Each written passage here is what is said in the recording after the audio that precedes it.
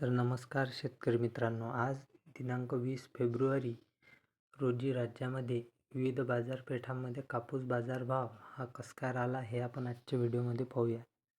सर्वात आधी अमरावती येथे 85 क्विंटल आवक, किमान दर 7,400, कमाल दर 7,600 व सर्वसाधारण 7,500. नंतर वडवणी येथे 277 क्विंटल आवक, किमान दर 7,889, कमाल दर 7,969 व सर्वसाधारण दर 7,929.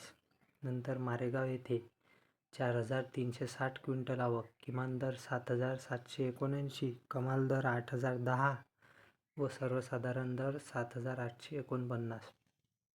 नंतर जालना येथे 1,186 क्विंटल आवक, किमान दर 7,810, कमाल दर 8,010 व सर्वसाधारण 7,906. नंतर उमरेड येथे 671 क्विंटल आवक, किमान दर 7,200, कमाल दर 7,750 व सर्वसाधारण दर 7,470. नंतर देऊळगाव राजा येथे 1,000 क्विंटल आवक, किमान दर 7,500, कमाल दर 7,855 व सर्वसाधारण दर 7,700. नंतर काटोल येथे 80 क्विंटल आवक, किमान दर 6,800, कमाल दर 7,500 व सर्वसाधारण 7,400. नंतर शेलू येथे 3,110 क्विंटल आवक, किमान दर 7,150, कमाल दर 8,010 व सर्वसाधारण दर 7,895.